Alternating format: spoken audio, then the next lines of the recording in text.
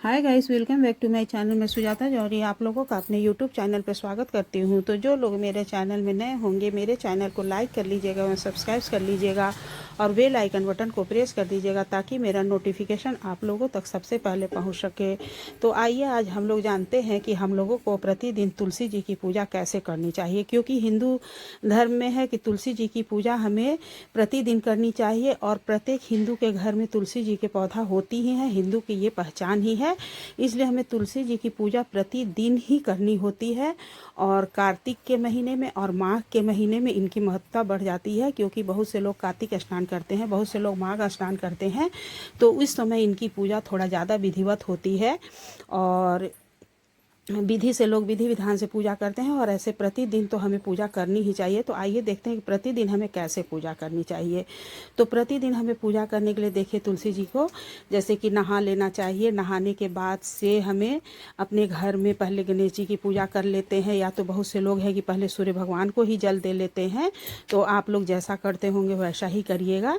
तो सबसे पहले हम लोग सूर्य भगवान को जल दे लेते हैं। सूर्य भगवान को जल देने के बाद से हम लोग तुलसी जी की पूजा करते हैं।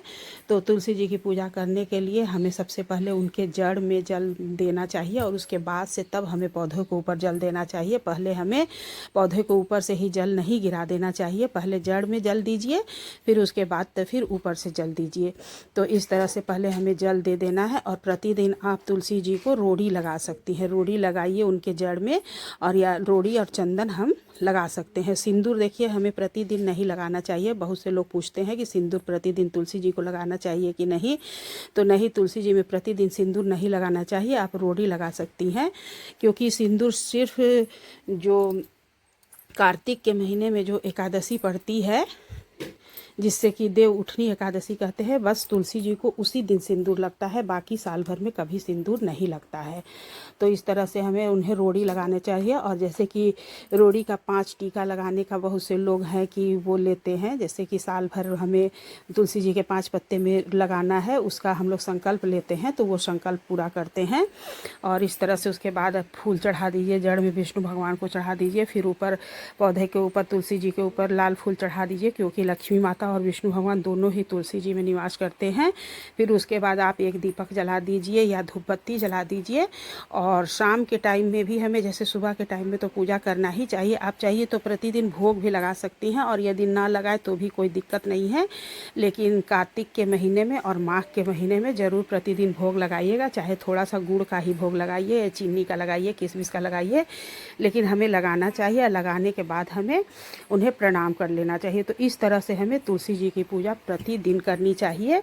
और देखिए हमें किस दिन नहीं करनी चाहिए, तो रविवार और मंगलवार को हमें तुलसी जी की पूजा करनी चाहिए। लेकिन हमें तुलसी जी के क्यारे में रविवार को तो बिल्कुल ही जल नहीं डालना होता है, क्योंकि उस दिन वो लक्ष्मी जी से मिलने के लिए विष्णु भगवान जी आते हैं, इसीलिए उस दिन तुलसी के क्यारे में जल नहीं डाला जाता है। तो तुलसी जी के जल क्यारे में जल भी नहीं डाला जाता है। और रविवार के दिन हमें तुलसी जी का पत्ता भी नहीं तोड़ना चाहिए। फिर एकादशी के दिन हमें तुलसी जी का पत्ता नहीं तोड़ना चाहिए। बहुत सा कुछ दिन है जिस दिन की हमें नहीं तोड़ना चाहिए। और तुलसी मंजरी, यदि देखिए आपके पौधे में अगर तुलसी मंजरी लग जाता है, तो जब 1-2 लगता है उसी समय से आप तुलसी मंजरी को हटा दिया करिए। और तुलसी मंजरी हटाने के बाद से शालिग्राम भगवान जी को समर्पित कर देना चाहिए, विष्णु भगवान जी को भी और भोलेनाथ के ऊपर देखिए तुलसी दल नहीं चढ़ता है, और गणेश जी के ऊपर तुलसी दल कभी नहीं चढ़ता है। तो भोलेनाथ को तुलसी मंजरी जो होता है वही चढ़ता है। तो इस तरह से हमें तुलसी जी की पूजा प्रतिदिन करनी चाहिए। और जो खास दिन है उस दिन हमें तुलसी दल नहीं तोड़ना चाहिए। उसके एक दिन पहले, जैसे एकादशी को भी तुलसी का पौधा नहीं छूना चाहिए, नहीं तोड़ना चाहिए, तो उसके एक दिन पहले हमें तुलसी दल तोड़ के रख लेना चाहिए। तो इस तरह से हमें तुलसी जी की सेवा प्रतिदिन करनी चाहिए। और कार्तिक के महीने में, माघ के महीने में भोर में ही नहाया जाता है, 4 से 5 के बीच में नहा करके, और हमें तुलसी जी की पूजा करनी चाहिए। और सुबह के टाइम में एक धूप बत्ती जला दीजिए, और लेकिन शाम के समय में बेल डूबने से पहले हमें एक दीपक जलाना होता है। तो ये लोग माघ के महीने में और कार्तिक के महीने में सब लोग नियम लेते हैं। तो इस तरह से हमें तुलसी जी की पूजा करनी चाहिए और तुलसी जी के नियम को अपनाना चाहिए। तो हम लोग इसी तरह से करते हैं। आप लोग कैसे करते हैं? और जिन लोगों को भी मेरा वीडियो ज़रा सा भी अच्छा लगेगा हमें लाइक कर दीजिएगा एवं कमेंट कर दीजिएगा और बेल आइकन बटन को प्रेस कर दीजिएगा। सभी को राधे राधे। सभी कोई कमेंट बॉक्स में राधे राधे लिखिएगा।